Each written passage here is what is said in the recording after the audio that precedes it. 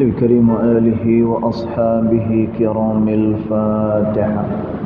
أعوذ بالله من الشيطان الرجيم. بسم الله الرحمن الرحيم. الحمد لله رب العالمين الرحمن الرحيم مالك يوم الدين. إياك نعبد وإياك نستعين. اهدنا الصراط المستقيم صراط الذين أنعمت عليهم غير المغضوب عليهم ولا الضالين آمين.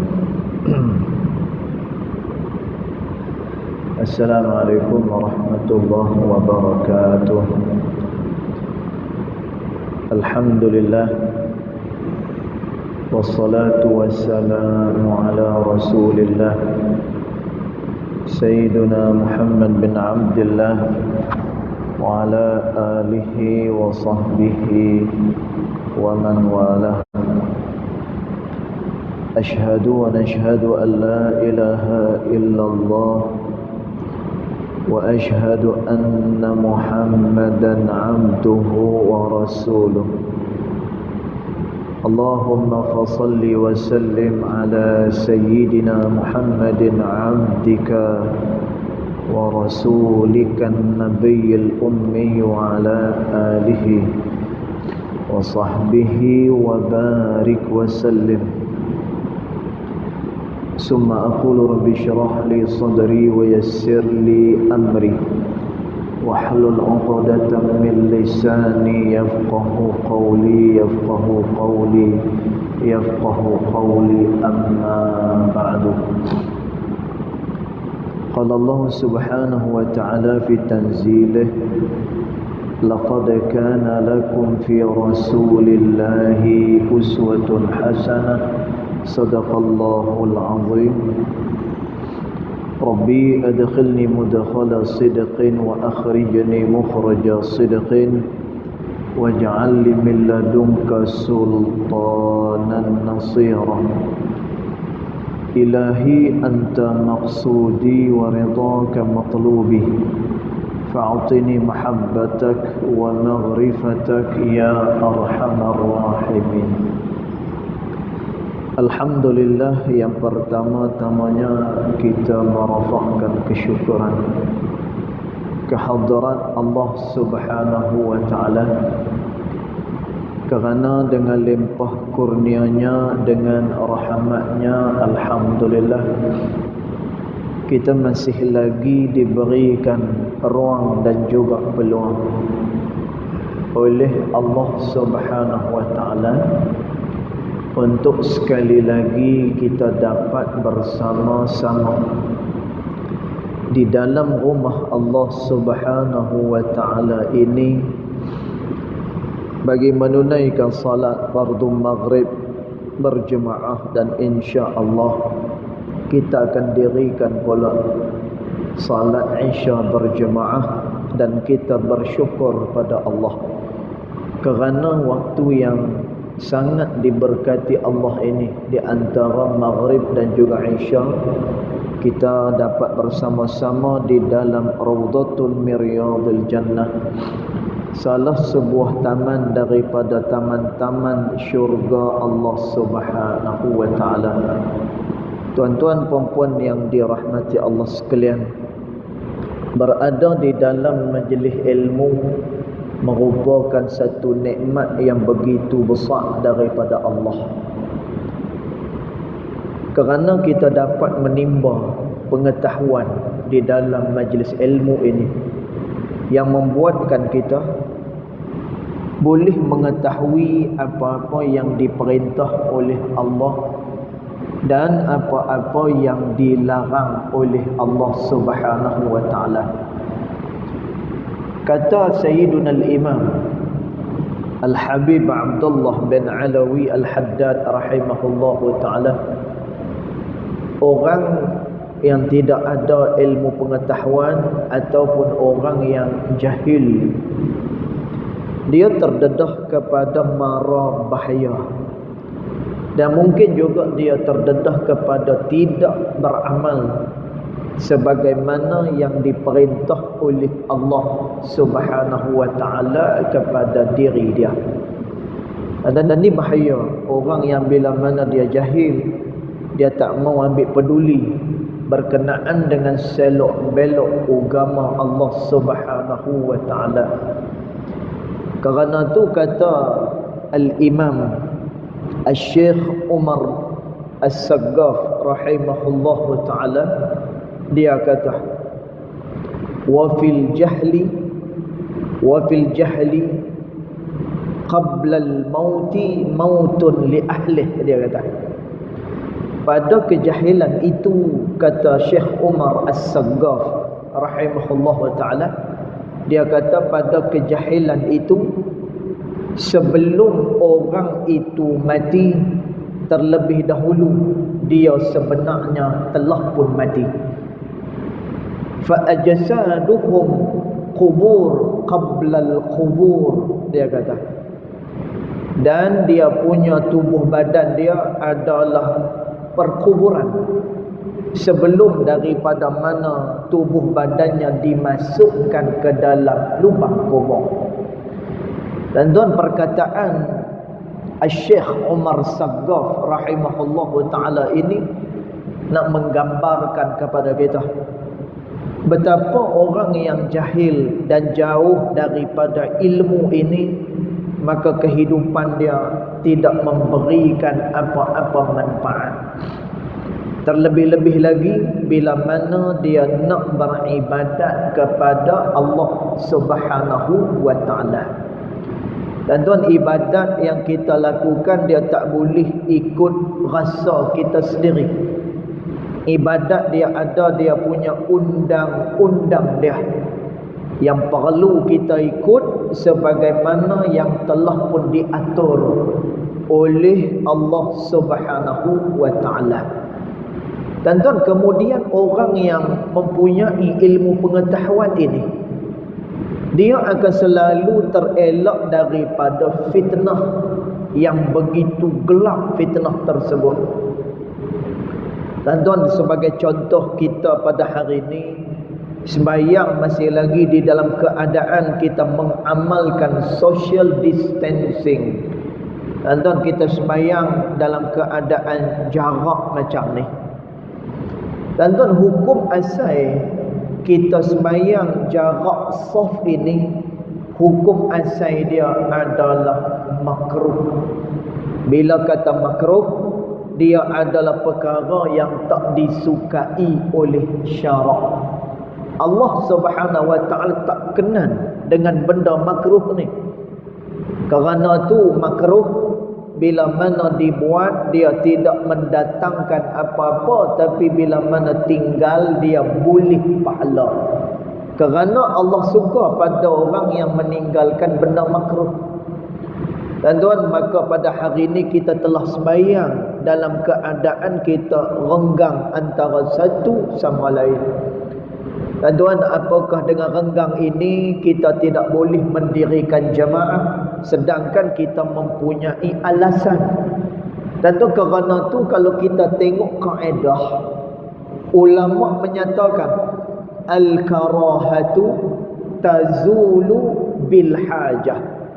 Benda-benda yang dimakruhkan dia akan gugur kerana sesuatu hajat.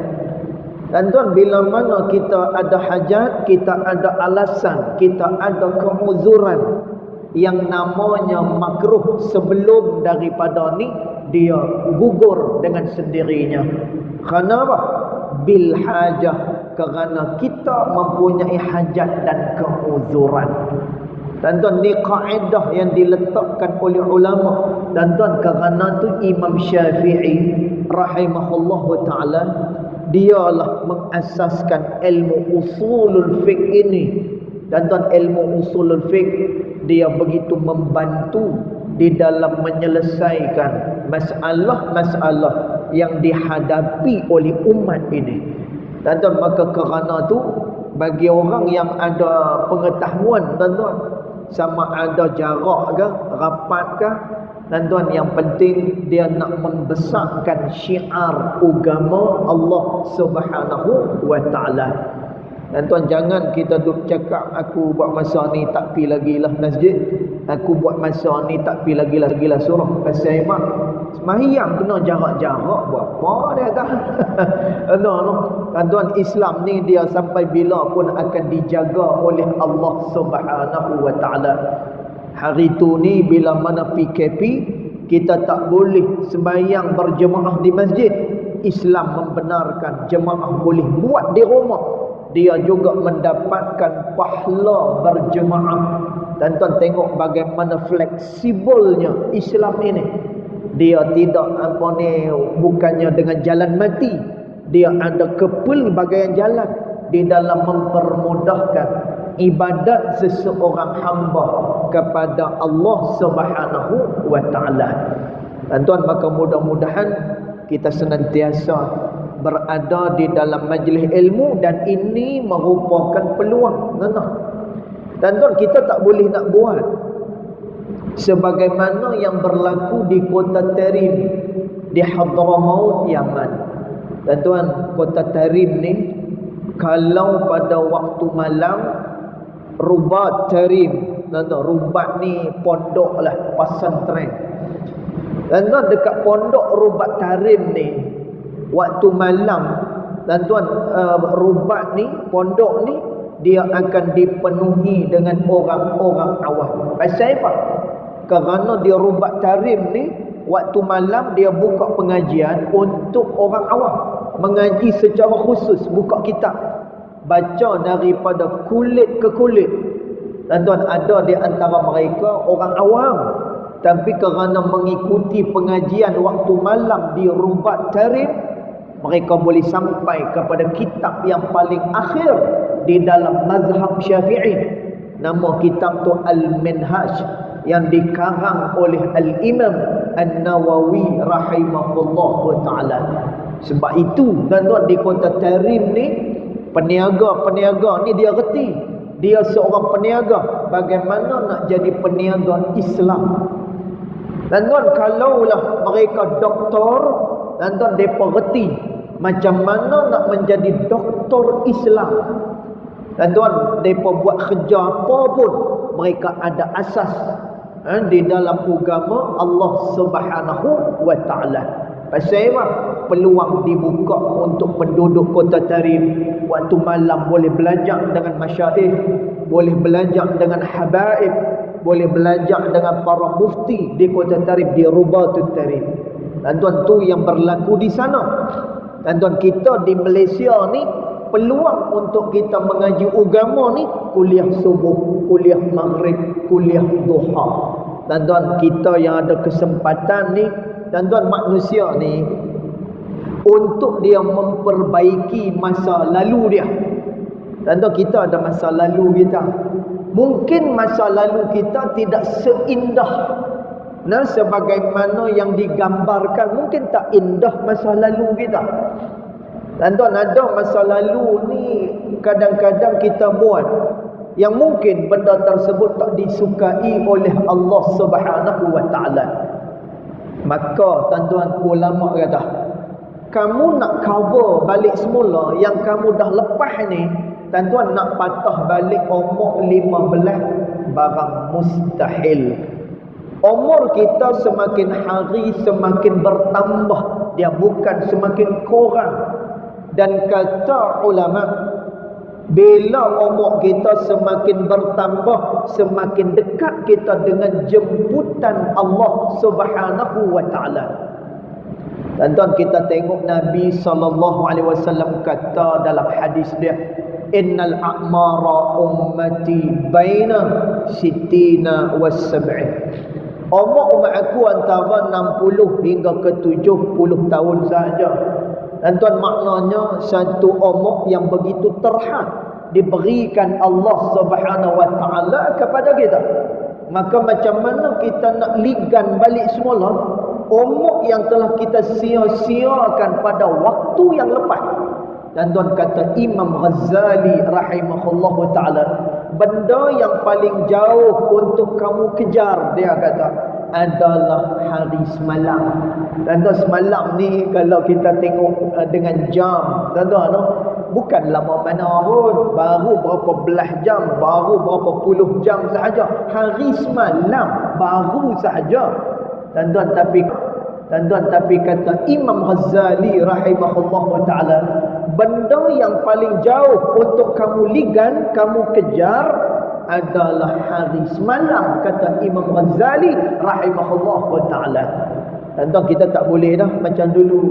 Dulu muda, riang lain macam. Tuan-tuan, ada orang yang dia dapat rezeki pi haji umur 29. Tuan-tuan, setakat nak naik apa ni bukit mana dekat Mekah Madinah ni dia boleh naik. Tapi hari ni tuan-tuan boleh tengok, bukan boleh naik, boleh tengok. Pasal apa? Dia pi dulu ni umur 29, lah umur dia 69. Mana nak larat lagi dah. Dia boleh tengok tengok. Masya-Allah. Tuan-tuan, macam tu. Maka kata ulama, nak cover balik semula yang terlepas dulu ni, yang telah pun disia-siakan oleh kita.